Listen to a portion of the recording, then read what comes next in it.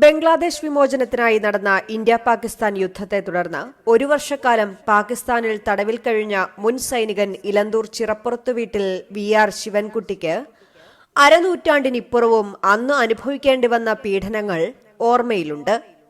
സൈന്യത്തിൽ നിന്നും ബന്ധുക്കൾക്ക് താൻ മരിച്ചുപോയെന്ന അറിയിപ്പെത്തി 3 മാസത്തിനുള്ളിൽ ആകാശവാണിയിലൂടെ താൻ ജീവനോടെയുണ്ടെന്ന വിവരം അറിയിക്കാൻ സാധിച്ചതുമൊക്കെ ഇന്നലെ എന്നവണ്ണം ശിവൻകുട്ടി ഓർത്തെടുക്കുന്നു. 3 മാസം കഴിഞ്ഞാണ് നമ്മൾ ജീവിച്ചിരിപ്പുണ്ട് എന്നാണ്. അപ്പോൾ റെഡ് ക്രോസ് ഇടപെട്ട് കഴിഞ്ഞിട്ട് നമ്മൾ ആകാശവാണിയിൽ കൂടെ നമ്മൾ അനൗൺസ്മെന്റ് ചെയ്യുക. അത് പാകിസ്ഥാനിൽ വെച്ചാണ് നടക്കുന്നത്. ഇന്ത്യ വന്നിട്ടല്ല. 3 മാസം കഴിഞ്ഞ് അവിടെ വെച്ച് നമ്മുടെ മുന്നിൽ തന്നെ അവരുടെ ഇങ്ങനെ സൈലം കൊണ്ട് ഫിറ്റ് ചെയ്ത് കഴിഞ്ഞിട്ട് നമ്മളോട് അവിടെ നിന്ന് പറയും നിങ്ങളുടെ പേര്, വീട്ടുപേര്, അഡ്രസ്സ്, വീട്ടിലെ ഇന്നടത്തെ സ്ഥലം എല്ലാം പറഞ്ഞ് നമ്മൾ അതിനകത്ത് കൂടെ അനൗൺസ്മെന്റ് ചെയ്യുകയാണ്. ചെയ്ത് കഴിഞ്ഞപ്പോഴാണ് വീട്ടിലെ ഈ റേഡിയോ കൂടെ അറിഞ്ഞപ്പോൾ വീട്ടിലെ ഒക്കെ അടുത്തുള്ള ആൾക്കാരൊക്കെ അറിഞ്ഞത് എൻ്റെ ജീവിച്ചിരിക്കുന്നുണ്ട് അവർ പറഞ്ഞു. അങ്ങനെയാണ് ബംഗ്ലാദേശ് വിമോചന യുദ്ധവുമായി ബന്ധപ്പെട്ട് 1971 ഡിസംബർ 3 ആരംഭിച്ച് 13 ദിവസം മാത്രം നീണ്ടുനിന്ന ഇന്ത്യ പാകിസ്ഥാൻ യുദ്ധത്തിൽ സൈന്യത്തിൽ നിന്ന് മരിച്ചതായുള്ള അറിയിപ്പ് ലഭിച്ച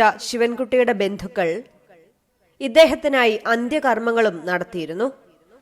പാകിസ്ഥാനിലെ ലാഹോർ ജയിലിൽ സൈനികർ തടവിലാണെന്ന് റെഡ് ക്രോസിന്റെ സഹായത്തോടെ 3 മാസങ്ങൾക്ക് ശേഷം കണ്ടെത്താനായതോടെ ശിവൻകുട്ടി ഉൾപ്പെടെ 650-ലധികം സൈനികർ ജീവിച്ചിരിക്കുന്നതായി ആകാശവാണിയിലൂടെ ബന്ധുക്കളെയും സുഹൃത്തുക്കളെയും ജന്മനാടിനെയും അറിയിച്ച സംഭവം ഓർക്കുമ്പോൾ ഇന്നും ഈ സൈനികന്റെ കണ്ണിൽ കണ്ണുനീരിന്റെ നനവുണ്ട്. നമ്മുടെ ഇന്ത്യയിലെ നമ്മുടെ മിലിറ്ററിയുടെ ഇതിൽ നിന്നും നമ്മുടെ റെക്കോർഡിൽ നിന്ന് ഉടനെ തന്നെ അവര് ടെലഗ്രാം അയച്ച് ആളും മരിച്ചുപോയി. അതിൻ്റെ അഡ്രസ്സ് അത് കഴിഞ്ഞപ്പോൾ നമ്മുടെ ഡ്രസ്സുകൾ എല്ലാം അവർ വീട്ടിലേക്ക് അയച്ചു കഴിഞ്ഞു. അപ്പോൾ അന്ന് കൊല്ലം ജില്ലയായിരുന്നു, നമ്മുടെ പത്തനംതിട്ടയിലെ കൊല്ലം ജില്ല. അപ്പോൾ കൊല്ലം ജില്ലയിൽ നിന്ന് കളക്ടർ കിട്ടി. കളക്ടർ വീട്ടിൽ വന്നു.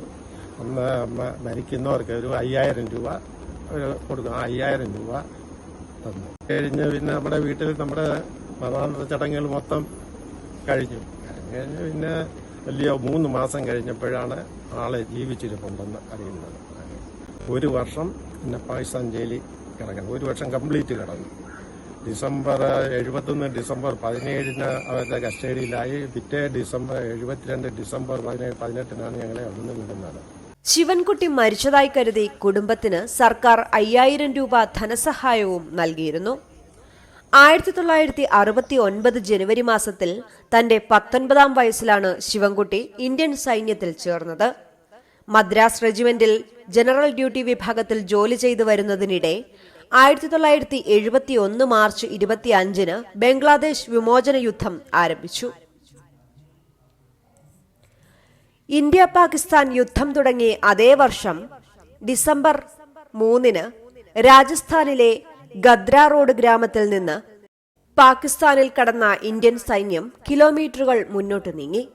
ഡിസംബർ 16 പുലർച്ചെ പാകിസ്ഥാനിലെ ഉമ്മർകോട്ട് എന്ന നഗരത്തിനടുത്തായി ബറ്റാലിയൻ ക്യാമ്പ് ചെയ്ത രാത്രിയിലാണ്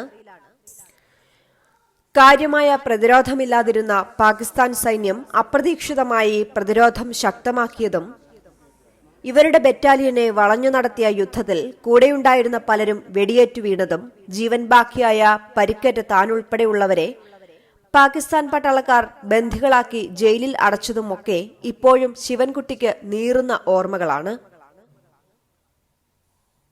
പാക് സൈന്യത്തിന്റെ തടവിൽ കഴിയുമ്പോൾ ഇന്ത്യൻ സൈനികർക്ക് ക്രൂരമായ പീഡനങ്ങളാണ് നേരിടേണ്ടി വന്നതെന്നും ശിവൻകുട്ടി പറഞ്ഞു.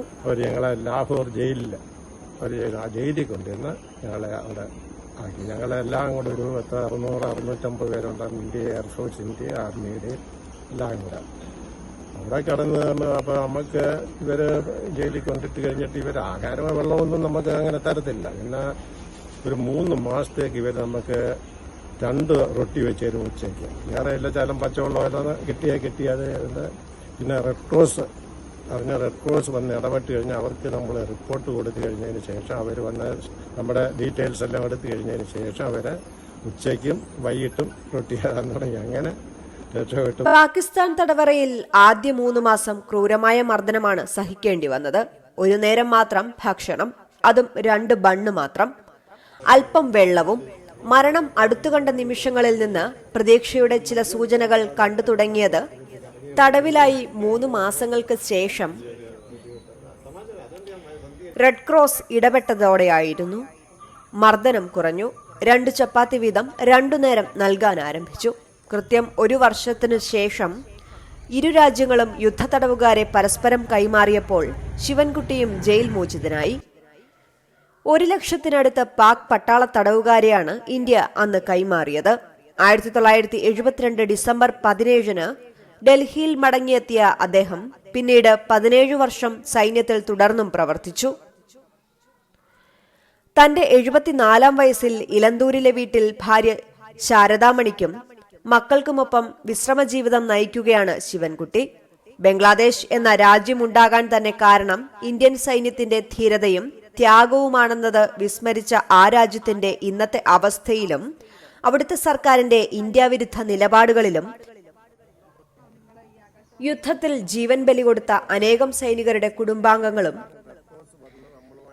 അന്നത്തെ കൈപ്പേറിയ യുദ്ധ അനുഭവങ്ങളോടെ ജീവിക്കുന്ന ധാരാളം വിമുക്ത സൈനികരും നിരാശരാണ്. യുദ്ധത്തിൽ നമ്മുടെ ഇന്ത്യൻ പട്ടാളം പാകിസ്ഥാൻ ജയിലിൽ 650 പേരോളം ഉണ്ടായിരുന്നു. ഞങ്ങളെല്ലാം കൂടെ എയർഫോഴ്സിന്റെയും ആർമിയുടെ എല്ലാം കൂടെ ചെന്ന. അതേസമയം പാകിസ്ഥാൻ പട്ടാളം വന്ന ഇന്ത്യയിൽ 90,000-ഓളം പട്ടാളക്കാരുണ്ട്. അവരെ നമ്മൾ നോക്കി നല്ല ഭംഗിയായിട്ട് അവരെ നോക്കി അവർക്ക് വേണ്ടുന്ന ആഹാരങ്ങൾ സകല കാര്യങ്ങൾ നമ്മൾ വളരെ ഭംഗിയാണ്. പക്ഷേ പാകിസ്ഥാൻകാർ അതുപോലെ നമ്മളെ ചെയ്തിട്ടില്ല.